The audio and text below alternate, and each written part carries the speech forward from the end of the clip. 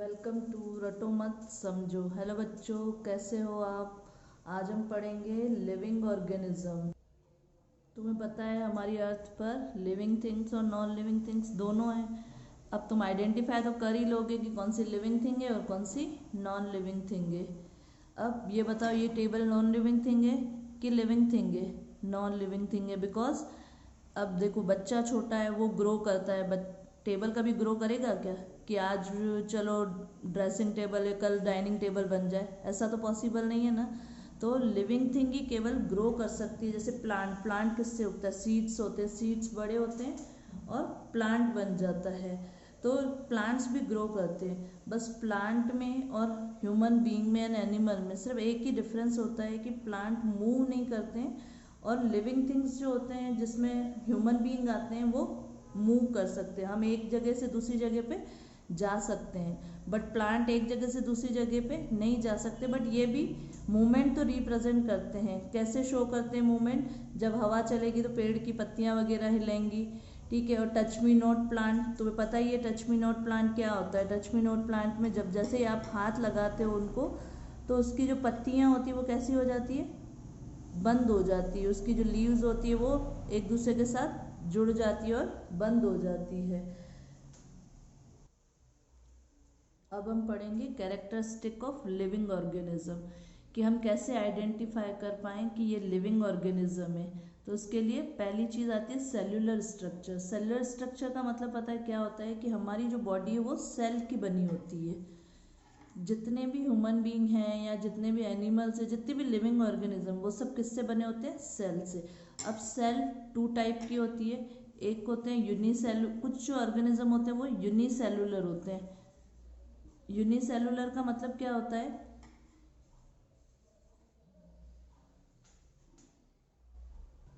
अब हम पढ़ेंगे cellular structure of living organism. Cellular structure केवल लिविंग ऑर्गेनिज्म का ही होता है। जैसे अब सेल भी है ना, किसी में यूनिसेलुलर। अब हम पढ़ेंगे सेल स्ट्रक्चर के बारे में।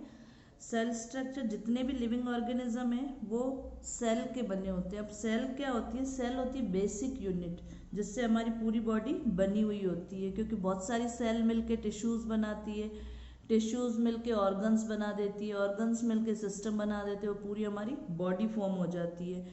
अब इस दुनिया में कुछ जो है, कुछ एनिमल जो है वो यूनिसेलुलर होते हैं और कुछ मल्टी सेलुलर होते हैं। यूनिसेलुलर में क्या आता है? अमोइबा आता है। अमोइबा वन सेल होता है, इसके पास केवल एक ही सेल होती है। रेस्पिरेशन भी इसी से ही होगा, एक्सक्रिएशन भी इसी से ही होगा, डाइजेशन भी इसी में ही होगा, मतलब वन सेल में होगा। अब ये तुम्हें चप्पल जैसा जो एनिमल दिख रहा है उसका नाम पता है क्या है? पैरामीशियम। पैरामीशियम जो होता है ना, वो भी यूनिसेलुलर होता है। इसकी भी पूरी बॉडी, सारा काम जो होता है वो एक ही सेल करती है। अब ट्रीज जो होते हैं वो मल्टी सेलुलर होते हैं, उनमें बहुत सारी सेल्स होती है। हम ह्यूमन बीइंग भी क्या है? मल्टी सेल्यूलर है। मल्टी सेल्यूलर मतलब हमारी बॉडी बहुत सारी सेल से बनी हुई है।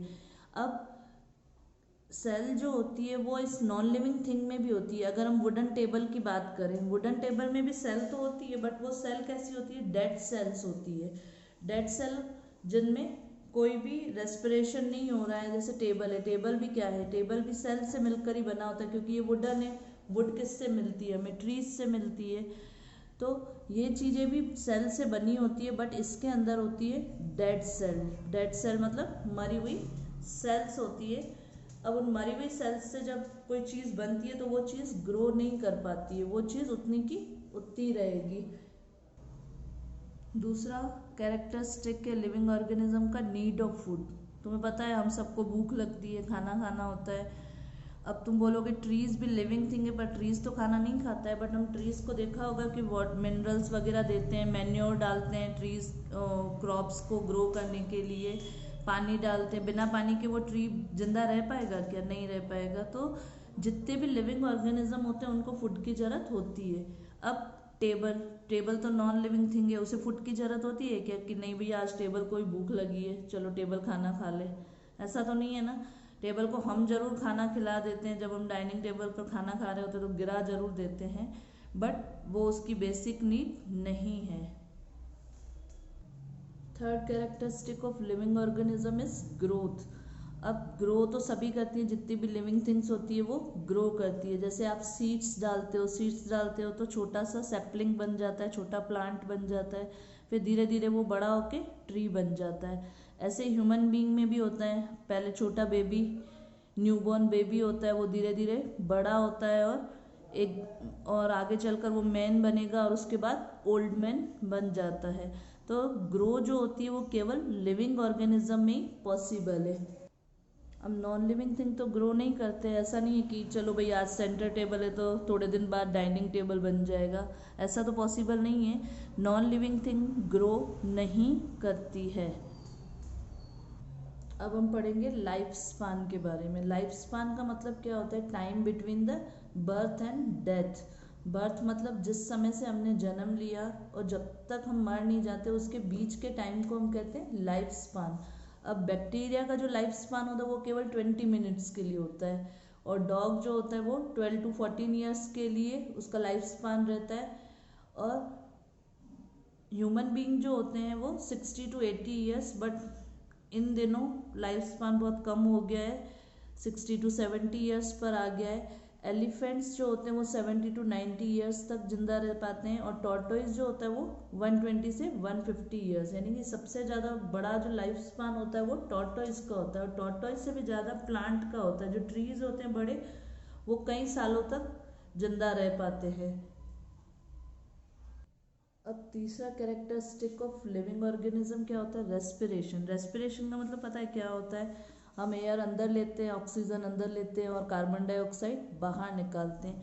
अब हर एक दुनिया में जितने भी चीज़ें हैं या जितने भी लिविंग ऑर्गेनिज्म हैं, सबके लिए रेस्पिरेशन के लिए अलग अलग ऑर्गन्स होते हैं। जैसे फिश की अगर हम बात करें तो फिश किससे रेस्पिरेट करती है? गिल्स से। और जो ह्यूमन बींग्स होते हैं वो लंग्स से। और ये फ्रॉग तो बड़ा जादूगर होता है, लैंड पे लंग्स से कर लेता है और वाटर पर मॉइस्ट स्किन से करता है। तो हर लिविंग ऑर्गेनिज्म का अलग अलग रेस्पिरेटरी ऑर्गन होता है जिसके द्वारा वो रेस्पिरेशन करता है, मतलब सांस लेता है। प्लांट्स जो होते हैं वो भी रेस्पिरेशन करते हैं, बट फोटोसिंथेसिस, जब दिन को प्लांट्स अपना खाना बना रहे होते हैं, फोटोसिंथेसिस कर रहे होते हैं, तो उस समय CO2 को वो अंदर लेते हैं और O2 को बाहर लेते हैं। अब प्लांट में भी पता होना चाहिए तुम्हें कि क्या होता है रेस्पिरेटरी ऑर्गन। प्लांट्स की जो लीव्स होती है उसके लोअर सरफेस के नीचे छोटे छोटे टाइनी होल्स होते हैं जिनको हम स्टोमेटा कहते हैं। स्टोमेटा के थ्रू जो प्लांट्स होते हैं वो रेस्पिरेशन करते हैं। बट फोटोसिंथेसिस जब हो रहा होता है उस समय ये जो स्टोमेटा होते हैं वो CO2 को अंदर ले रहे होते हैं और ऑक्सीजन को बाहर निकाल। अब जब वो रेस्पिरेशन कर रहे होते हैं तो रेस्पिरेशन के समय वो ऑक्सीजन को अंदर ले रहे होते हैं और कार्बन डाइऑक्साइड को बाहर छोड़ रहे होते हैं। इसीलिए बोला जाता है कि रात के समय हमें पेड़ों के नीचे नहीं सोना चाहिए, स्पेशली जो बड़े पेड़ होते हैं, पीपल का, नीम का, इन पेड़ों के नीचे नहीं सोना चाहिए। क्यों? क्योंकि उस समय जो प्लांट्स होते हैं वो भी रेस्पिरेशन कर रहे होते हैं और CO2 को बाहर निकाल रहे होते हैं और ऑक्सीजन को अंदर ले रहे होते हैं। अब हम पढ़ेंगे रेस्पॉन्स टू स्टिमुलस। अब रेस्पॉन्स टू स्टिमुलस केवल लिविंग ऑर्गेनिज्म में ही हो सकता है, क्योंकि एनवायरनमेंट के अकॉर्डिंग केवल लिविंग बीइंग ही अपने आप को चेंज कर पाता है। अगर मैं बोलूँ नॉन लिविंग थिंग, जैसे हम टेबल ले लें, उसको ठंड में रख ले बाहर, तो क्या उसको ठंड लगेगी? क्या नहीं लगेगी। बट जब हम लिविंग ऑर्गेनिज्म अगर बाहर ठंड में खड़े हो जाएं तो हमारे शरीर पर रोंगटे खड़े हो जाते हैं और ठंड लगना शुरू हो जाती है, दांत कटकटाने लग जाते हैं। तो हम जो ह्यूमन बीइंग होते हैं, जितने भी लिविंग ऑर्गेनिज्म हैं, वो सब रेस्पॉन्स करते हैं स्टिमुलस के अकॉर्डिंग। अब स्टिमुलस का मतलब क्या? जैसे अगर मान लो तुमने कोई कांटे वाले पेड़ को हाथ लगा दिया तो तुम्हारा हाथ अचानक से बाहर दूर की तरफ हट जाएगा। तो स्टिमुलस क्या है? वहाँ पर थॉर्न है, और रेस्पॉन्स हम क्या कर रहे हैं? पुलिंग अवे, हम अपने हाथ को वहाँ से हटा दे रहे हैं। इसको हम बोलते हैं रेस्पॉन्स टू स्टिमुलस। अब हम पढ़ेंगे एक्सक्रिएशन के बारे में। एक्सक्रिएशन का मतलब पता है क्या होता है? वेस्ट मटेरियल को हमारी बॉडी से बाहर निकालने की जो प्रोसेस होती है उसको बोलते हैं हम एक्सक्रिएशन। अब जो ट्रीज होते हैं वो भी अपनी बॉडी से वेस्ट मटेरियल को बाहर निकालते हैं। अब ट्रीज़ के जो वेस्ट मटेरियल होते हैं वो कौन से होते हैं? ऑक्सीजन, क्योंकि जब वो फोटोसिंथेसिस कर रहे होते हैं तो उस समय उनको कार्बन डाइऑक्साइड की ज़रूरत होती है और ऑक्सीजन को वो बाहर निकाल रहे होते हैं। और गम, लेटेक्स, ये चीज़ें भी प्लांट्स के वेस्ट मटेरियल होते हैं, बट ये हमारे लिए ज़रूर यूज़फुल होते हैं। अब ह्यूमन बीइंग जो होते हैं वो भी carbon dioxide, sweat, urine, faces, ये सारे वेस्ट मटेरियल जो उनकी बॉडी में होते हैं वो बाहर निकालते हैं। अब कार्बन डाइऑक्साइड जब हमारे लिए तो वेस्ट मटेरियल है, बट प्लांट्स के लिए वही क्या चीज़ होती है? यूज़फुल होती है, क्योंकि फोटोसिंथेसिस बिना कार्बन डाइऑक्साइड के पॉसिबल नहीं है। तो ये गैसेस क्या होती है? आपस में एक दूसरे के साथ एक्सचेंज होती है। हमारे लिए CO2 वेस्ट मटेरियल है और प्लांट्स के लिए ऑक्सीजन वेस्ट मटेरियल है। अब दूसरा है स्वेट। स्वेट पसीना निकलता है हमारी बॉडी में। स्वेट जो होता है वो भी हमारे लिए हार्मफुल सब्सटेंस होता है हमारी बॉडी के लिए, इसीलिए हमारी बॉडी उसको बाहर निकाल देती है। यूरिन तुम्हें पता ही है। और फेसेस मतलब जो अनडाइजेस्टेड फूड होता है जो हमारी बॉडी के लिए हार्मफुल होता है वो भी ह्यूमन बीइंग अपनी बॉडी से बाहर निकाल देता है। तो जितनी भी लिविंग ऑर्गेनिज्म होती है वो एक्सक्रिएट करती है, but non living thing excrete नहीं करती है, क्योंकि उनके पास कोई वेस्ट मटेरियल नहीं होता है। अब हम पढ़ेंगे 7th characteristic of living organism is movement.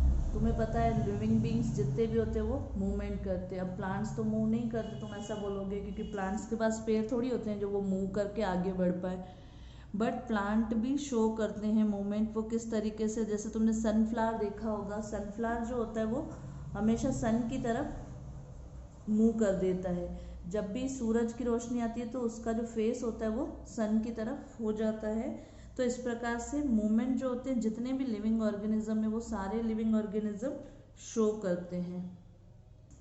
Last and final characteristic of living organism is reproduction. Reproduction का मतलब ये होता है कि यंग वन प्रोड्यूस करना। यंग वन का मतलब छोटे बच्चे, अपने जैसे छोटे बच्चे बनाना। जैसे हैन का बेबी हैन चिक ही कहलाएगा ना। अब हैन को कैट तो नहीं हो सकता है। तो रिप्रोडक्शन का मतलब होता है अपने जैसे, सेम, अपने जैसे बच्चे पैदा करना, ये रिप्रोडक्शन कहलाता है। अब तुम्हें पता ही है एग से क्या निकलता है? चिक निकलेगा, चिक से हैन बन जाती है या कॉक बन जाता है। उसी तरीके से हम ह्यूमन बीइंग, छोटा बेबी होता है तो एडल्ट बन जाएगा, छोटी किटन किस में चेंज हो जाएगी? कैट में। तो कैट क्या रिप्रोड्यूस करेगी? किटन को रिप्रोड्यूस करेगी। हैन जो होगा वो चिक को रिप्रोड्यूस करेगा, और जो ह्यूमन बीइंग होते हैं वो बेबी को रिप्रोड्यूस करते हैं। तो रिप्रोडक्शन तुम्हें पता है क्यों जरूरी है? अगर मान लो रिप्रोडक्शन नहीं हो तो वो जो जिस सेल से हम बन रहे हैं या जो ह्यूमन बीइंग है जितने भी, वो सारे क्या हो जाएंगे? आफ्टर अ टाइम ख़त्म हो जाएंगे। अगर छोटा बेबी पैदा नहीं हो और सब लोग बच्चे पैदा करना बंद कर दे तो वैसी चीज़ें बनना ही, प्रोड्यूस होना ही बंद हो जाएगी। तो वो चीज़ें अर्थ से ख़त्म हो जाएंगी। इसीलिए कहा जाता है कि रिप्रोडक्शन बहुत ज़्यादा ज़रूरी है। नहीं तो सारे लिविंग थिंग अगर डाई हो जाएंगे तो पूरी धरती पे सारी चीज़ें क्या हो जाएंगी? ख़त्म हो जाएंगी। जितने भी लिविंग ऑर्गेनिज्म है वो ख़त्म हो जाएंगे। इसलिए रिप्रोडक्शन बहुत ज़्यादा ज़रूरी प्रोसेस होती है लिविंग ऑर्गेनिज्म के लिए। हाँ तो बच्चों, आज हमने सारे कैरेक्टरिस्टिक ऑफ लिविंग ऑर्गेनिज्म पढ़ लिया। अब कमेंट करके बताओ कैसा लगा। अगर अच्छा लगे तो शेयर कीजिएगा अपने दोस्तों के साथ।